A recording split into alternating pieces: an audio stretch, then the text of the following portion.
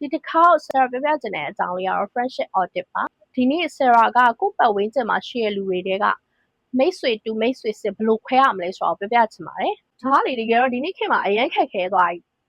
တွေးချုံထားတဲ့ဝင်မလီအများကြီးပဲအလွယ်ဆုံးဥပမာပြောရရင်ရှစ်မှာဒီလိုတငယ်ချင်းမျိုးရှိလားသူတို့နဲ့တွေ့ပြီးသွားရင်စိတ်ပင်ပန်းပြီးကြံနေခဲ့ရတာမျိုး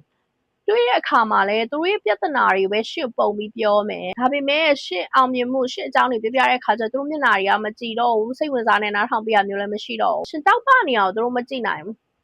ရှင့်ကောင်းကြောင်းတွေပြောရင်လည်းသူတို့မချီးကျူးပေးနိုင်ဘူး blessing မဖြစ်ဘူးရှင်တောက်ပနေအောင်သူတို့မပြောအဲ့ဒါကိုမနာလိုမှုလို့ခေါ်တယ်ရှင်ကအဲ့လိုလူမျိုးတွေကိုရှင်ရဲ့တငယ်ချင်းဆိုတဲ့ခေါင်းစဉ်အောင်မှာဘာလို့ထားရလဲရှင်ရဲ့စွမ်းအင်တွေကိုစုပ်ယူနေတဲ့ energy vampire တွေကိုရှင်ရဲ့ဘဝထဲအခုချက်ချင်းထုတ်ပစ်ပါသူတို့ကရှင်ကိုရေရောက်ထဲဆွဲနှိမ့်မဲ့ကြောက်တုံးနေပဲရှင်ကမြင့်မြင့်ပြန်ခြင်းမြင့်မြင့်ပြန်တန်းတဲ့လူတွေနဲ့ပေါင်းရမယ်ရှင်မေနာမှာရှိတဲ့လူတွေကနေတိုင်းသူများအတင်းချင်းပြောအချင်းချင်းအပုတ်ချပြီးတော့ဘဝကိုအဲ့လိုပဲဖျက်တမ်းနေကြရလားရှင်လိုချင်တဲ့ရှင်ဖြစ်ချင်တဲ့စံနှုန်းတွေမရှိတဲ့သူတွေနဲ့ပေါင်းသိနေတာကရှင်ဘဝရှင်ပြန်တက်နေရတယ်အတူတူပဲရှင်နဲ့ energy ကိုက်ညီရဲ့သူဆိုတာရှင်ဘက်ကတခုခုပြောလိုက်ရင်ရှင်လုံနိုင်တယ်လို့ပြန်ပြောတဲ့သူမျိုးသူတို့ဘက်ကဘာတွေကူညီပေးရမလဲလို့ပြောတဲ့သူမျိုးရှင်နဲ့အတူတူတိုးတက်လာခြင်းတဲ့သူမျိုးရှင်ကိုပိုကောင်းတဲ့သူတယောက်ဖြစ်အောင်တွန်းအားပေးတဲ့သူမျိုးတကယ်တော့အဲ့လိုလူမျိုးတွေကရှာရခတ်ပါလိမ့်မယ်ဒါပေမဲ့ရှင်ဘေးနားမှာအဲ့လိုလူမျိုးတယောက်ရှိနေရဆိုရင်တော့ရှင်သူ့တေချာပေါက်တန်ဖိုးထားဖို့လိုတယ်ဒါကြောင့်လည်းအောင်မြင်တဲ့သူတွေစီမှာတကယ်ချင်းနေနေတာပေါ့ဆိုတော့တယောက်တည်းဖြစ်မအောင်မကြောက်ပါနဲ့အစစ်မရှိတဲ့သူတွေနဲ့ဝင်းရံနေရတဲ့တယောက်တည်းဖြစ်နေတာကပို့ပြီးငြိမ်းချမ်းတယ်မဟုတ်လားဆိုတော့အခုပဲရှင်ဖုန်းနဲ့ရှင်တကယ်ချင်း list ကိုကြည့်လိုက်ပါ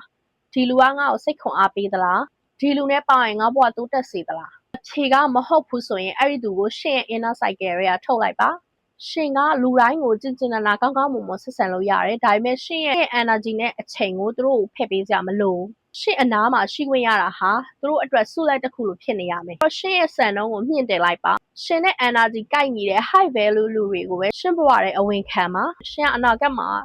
ထွန်းတောက်လာမယ့်လူတယောက်ရှင်မီတောက်ကိုပိုတောက်ပလာအောင်လောင်စာဖြစ်ပေးမဲ့သူတွေနဲ့ပဲပေါင်းတင်ပါရှင် friendship cycle ကိုသေးလိုက်ပြီးတော့အဲ့ဒီ cycle ကိုရွှေနဲ့ပဲတိဆောက်ထားပါအဲ့ဒီတော့ရှင်မှာရှင်ကိုတကယ်အားပေးပြီးတော့ရှင်ကို supporting အမြဲပေးရဲ့ energy ရှင်နဲ့ energy ကိုက်တဲ့တကယ်ချင်းမျိုးရှိလားရှိရဆိုရင်အဲ့ဒီတကယ်ချင်းကို mention ခေါ်ပြီးတော့ကျေးဇူးတင်စကားပြောလိုက်ပါ